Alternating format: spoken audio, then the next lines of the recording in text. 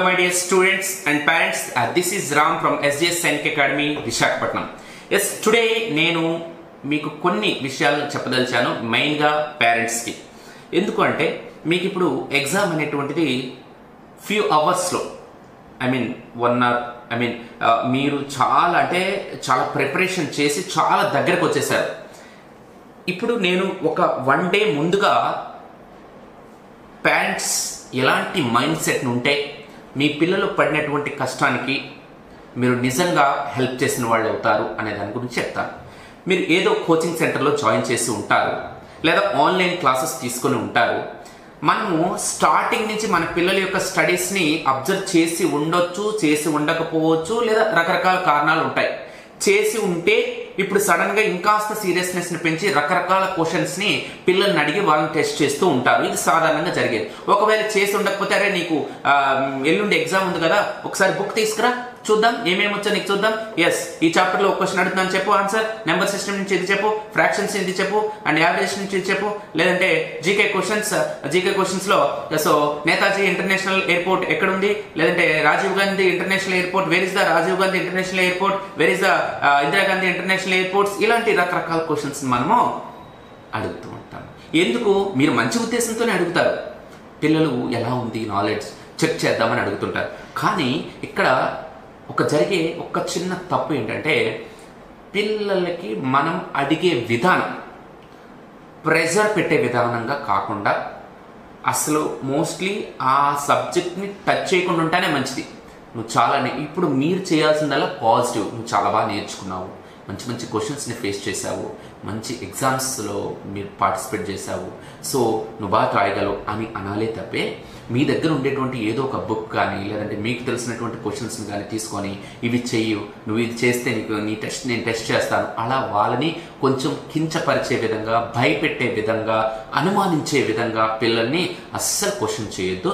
నిజానికి ఇప్పుడు క్వశ్చన్ చేయడం వల్ల మారిపోయేది ఒరిగేది ఏమీ లేదు. ఇంకా ఉంటే అది ఆల్రెడీ ఉన్నది పోతుంది వాళ్ళ కాన్ఫిడెన్స్ అంతే. కాబట్టి నేను దయచేసి ప్రతి పేరెంట్కి చెప్పేది, మీకు 1-2 డేస్లో మీకు ఎగ్జామ్ జరుగుతుంది కాబట్టి సో ఇప్పుడు బుక్ తీసి ఏం చేసావు, ఎలా చదివావు అని అడగడం అనేది దయచేసి నా ప్రకారం అయితే ఆపేసేయడం మంచిది. ఎందుకంటే లేనిపోని ప్రెజర్స్ అనేవి వాళ్ళకి ఇచ్చిన వాళ్ళం అవుతాం.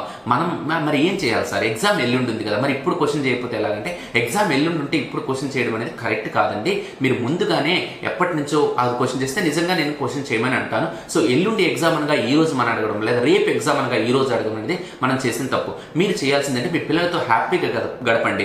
నిజానికి వాళ్ళతో అంటే ఏదైనా ఫ్యాకల్టీ గురించి కానీ, టీచర్స్ గురించి కానీ, జరిగిన గత అనుభవాల గురించి కానీ, మంచిగా మార్క్స్ వచ్చినవి కానీ, నీకు ఒక ఎగ్జామ్లో 250 వచ్చాయి కదా, నీకు ఒక ఎగ్జామ్లో 260 వచ్చాయి కదా, చాలా బాగా రాసావు, నిజానికి అసలు నాకు అప్పుడే అనిపించింది నువ్వు బాగా ప్రిపేర్ అయ్యావని, ఇలాంటి పాజిటివ్ మంచి ఆలోచనలు, మంచి అనుభవాలని వాళ్ళకి ఇవ్వండి. ఎందుకంటే ఈ 2 days వాళ్ళు ఎంత పాజిటివ్గా ఉంటే వాళ్ళ బ్రెయిన్ అంత చక్కగా పనిచేస్తుంది. కాబట్టి పేరెంట్స్ మీరేం చేస్తారంటే, ఇంకా నేను అర్థమైన భాషలో చెప్పానంటే లేనిపోని సందేహాలు, లేనిపోని డౌట్స్, లేనిపోని అనుమానాలు పిల్లలకి రానివ్వద్దు. మన పేరెంట్స్, మన పిల్లలు మనకు కావాలి, మన పిల్లల ఫ్యూచర్ కావాలి. మీరు అడగాల్సింది వాళ్ళతో పాజిటివ్ యాటిట్యూడ్ని బిల్డ్ చేసేలాగానే మీ ప్రతి మాట, ప్రతి వర్డ్ ఉండాలి. అలా ఉంటేనే మీరు నిజంగా వాళ్ళకి సపోర్ట్ చేసినట్లు. దయచేసి వాళ్ళకి సబ్జెక్ట్ సంబంధించిన ఏ క్వశ్చన్స్ను కూడా అంటే సార్ మేము చెక్ చేసుకోకపోతే ఎలా అని అంటే మీరు ఒకవేళ ఏదైనా ఇన్ఫర్మేషన్ ఇవ్వండి తప్పితే క్వశ్చన్ చేయొద్దు. అంటే మీకు తెలిసినటువంటి ఏదో జీకో బిట్నో ఏదో ఒకదాన్ని మీరు అందించండి, వాళ్ళని అడగొద్దు, క్వశ్చన్ చేయొద్దు, మీరు చెప్పండి. ఓకే, లేదంటే ఏదో ఒక జీకే బిట్ మీకు తెలిసింది ఉంది, ఓకే, ఛత్రపతి, సో ఈ టైటిల్ బిలాంగ్ టు శివాజీ అని మీరే చెప్పండి. శివాజీ వాళ్ళకి గుర్తుండొచ్చు, శివాజీకి ఈ ఛత్రపతి అనే టైటిల్ ఇచ్చారని, లేదా what is capital city, Maharashtra capital city ఇది అని. సో ఇట్లాంటివి మీరు చెప్పండి, షేర్ చేయండి. అంటే అడగొద్దు, చెక్ చేయొద్దు. చెక్ చేయడం వల్ల ఏమవుతుందంటే ఒకవేళ మీరు అడిగిన క్వశ్చన్ వాళ్ళకి వస్తే బాగా ఓకే, ఒకవేళ రానిది అనుకోండి, వాళ్ళు అరే నాకు రాలేదేమో సో అని ఒక నెగటివ్ థింకింగ్ వైపు వెళ్తుంది. మీకు కూడా అది అరే వీడేంటి ఇది చెప్పలేకపోతుంది, ఇది ఇస్తే ఏం చేస్తాము అని అనుకుంటారు. సో నేను ఇక్కడ మిమ్మల్ని అడగొద్దు అని అనట్లేదు, ఇన్ఫర్మేషన్ ఇవ్వండి కానీ క్వశ్చన్ చేయొద్దు. అంటే ఏమో మీరు ఇచ్చిన ఇన్ఫర్మేషన్లో క్వశ్చన్ రావచ్చేమో, సో మీరు చెప్పండి, కానీ ఇన్ఫర్మేషన్ చెప్పేయండి వాళ్ళకి. సో ఇది ఈ క్వశ్చన్కి ఇది ఆన్సర్, ఈ క్వశ్చన్కి ఇది ఆన్సర్ చెప్పండి. అది షేర్ చేసుకొని హెల్తీ అట్మాస్ఫియర్ని క్రియేట్ చేస్తుంది పేరెంట్కి స్టూడెంట్కి మధ్యలో. అంతేగాని మనం టెస్ట్ చేయడము, క్వశ్చన్స్ అడగము, ఇది రాలేదు, ఇది రాకపోతే నువ్వు ఎగ్జామ్లో ఎలా రాస్తావు, అసలు కరెక్ట్ కాదు, ఇది నువ్వు బాగా ఇప్పటికే బాగా ప్రిపేర్, ఇలాంటి అసలు వద్దు. ఎందుకంటే ఈ 2 daysలో మనం చేసేది, వాళ్ళు చేసేది, మీరు చేసేది ఏమీ ఉండదు. మీకు వీలైతే ఏమైనా షేర్ చేయండి ఆలోచనలు పాజిటివ్గానే. ఓకేనా మై డియర్ పేరెంట్స్? కాబట్టి ఎగ్జామ్ ఎల్లుండి రేపు ఉంది కదా అనే ఉద్దేశంతో మీరు ఏవో చక్కచక్క మెటీరియల్ తీయడం, నోట్స్లు తీయడం, ఇది చెయ్యి, అది చెయ్యి, ఇది చెయ్యి, హడావిడి అస్సలు వద్దండి.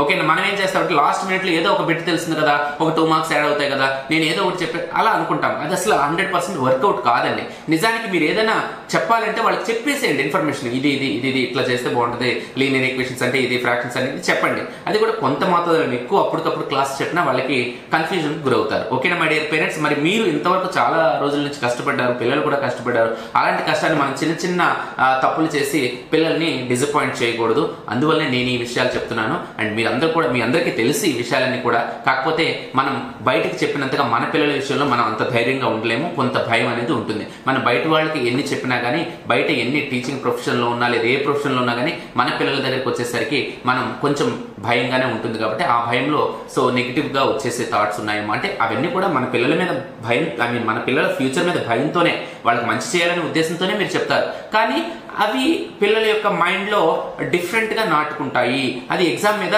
నెగిటివ్ ప్రభావాన్ని చూపిస్తాయి అనే ఉద్దేశంతోనే ఈ వీడియో చేశాను. తప్పితే మీరందరూ కూడా చాలా హార్డ్ వర్క్ చేశారు. ఇంక్లూడింగ్ స్టూడెంట్స్తో పాటు పేరెంట్స్ కూడా హార్డ్ వర్క్ చేశారు. అది ఈ ఎగ్జామ్ అంటే మీకు నాకు తెలుస్తుంది, ఇంకెవరికి తెలియదు ఈ కష్టం ఏంటి అనేది. అంటే మనం ట్రావెల్ చేశాం కాబట్టి. సో మై డియర్ పేరెంట్స్, మీరు ఇంత మంచి ప్లాట్ఫామ్ మీ పిల్లలకి ఇచ్చినందుకు ముందుగా మీకు థ్యాంక్స్ చెప్పాలి.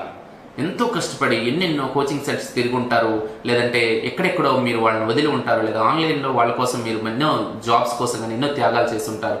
ఎన్ని త్యాగాలు చేసినా మన పిల్లల కోసమే అని మనం ఎంతగానో సర్ది చెప్పుకున్నాం. కాబట్టి అంటే చాలా దగ్గరకు వచ్చేసాం. కాబట్టి ఇప్పుడు చాలా పేషెన్సీగా ఉంటూ పిల్లలకు మంచి పాజిటివ్ని ఇద్దాము.